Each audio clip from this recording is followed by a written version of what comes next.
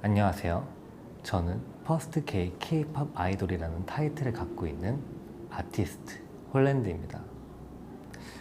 저는 오늘 여러분들에게 현재 제가 살고 있는 이곳에서 느끼는 성소수자들에 대한 시선과 인식, 그리고 K-팝에서 다뤄지고 있는 LGBTQ의 모습들, 그리고 그 안에 저 홀랜드가 한국 문화에 대해 어떤 영향을 끼칠 수 있는지에 대해서 이야기하고자 합니다.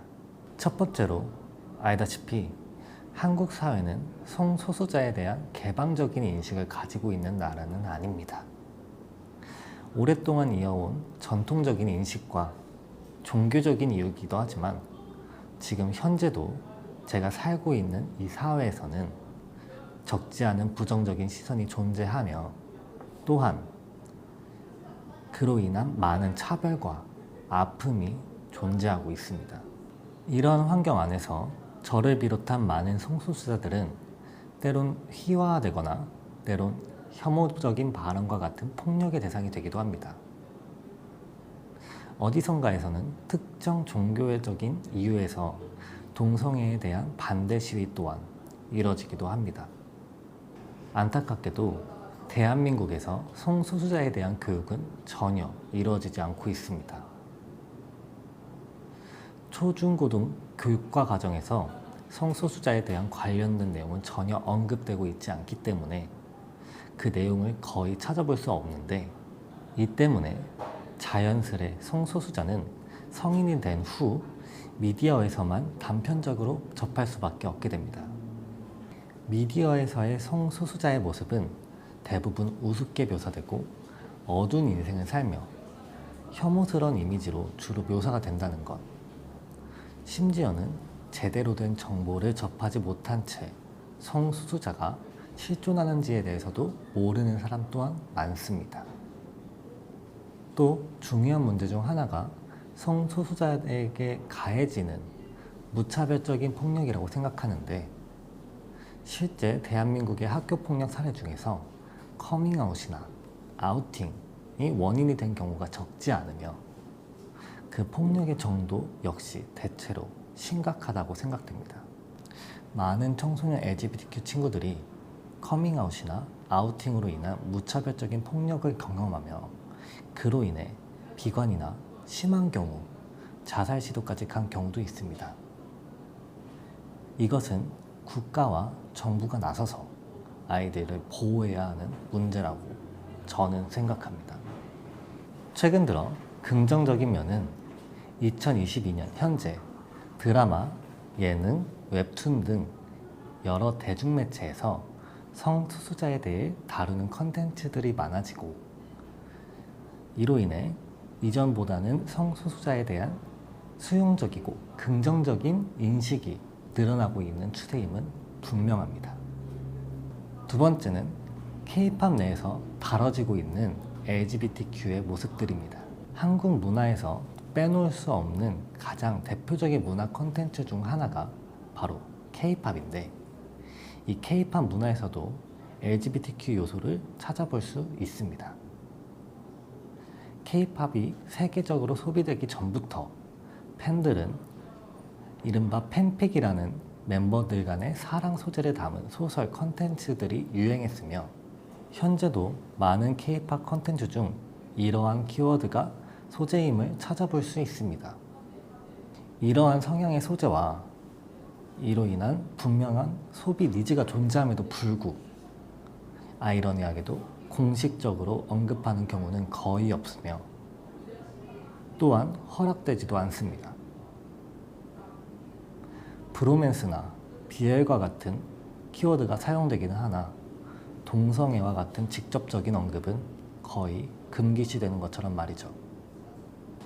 예를 들어 한 아이돌은 멤버들끼리의 사랑을 담은 뮤직비디오를 내고 안무 중 동성애적인 코드를 넣어 활동하고 있습니다.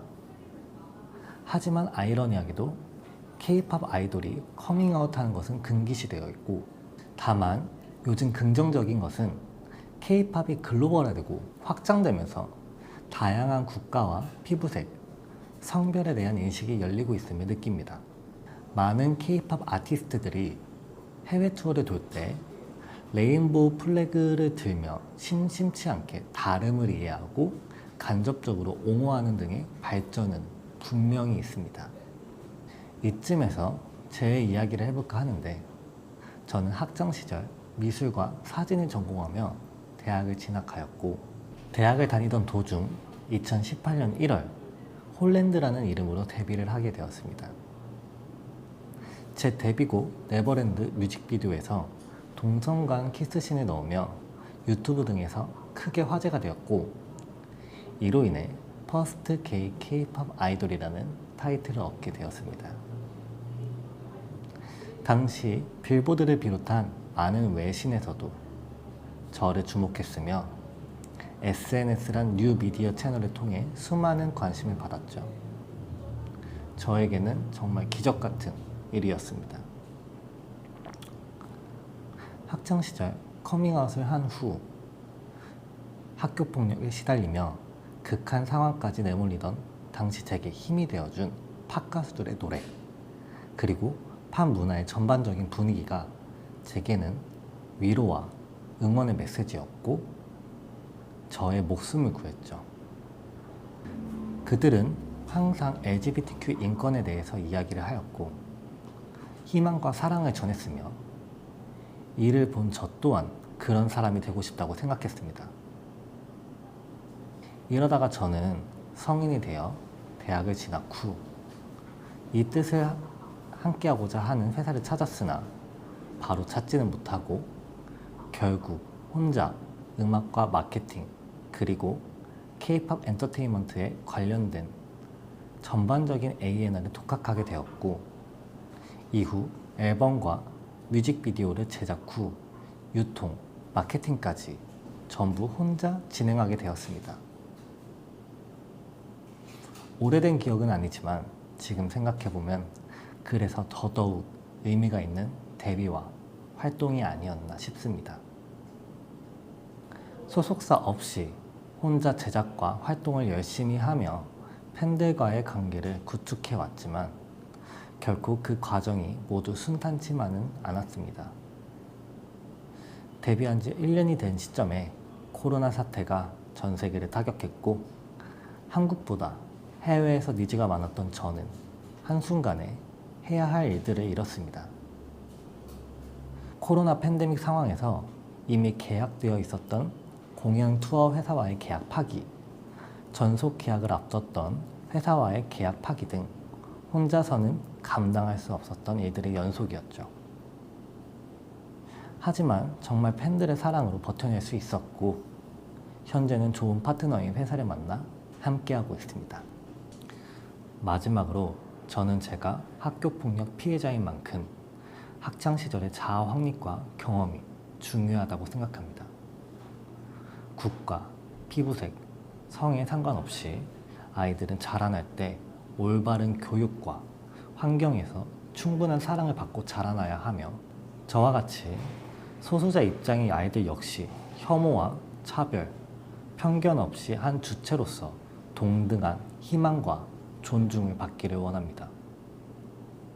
저 홀랜드는 그 아이들을 위해서 존재합니다.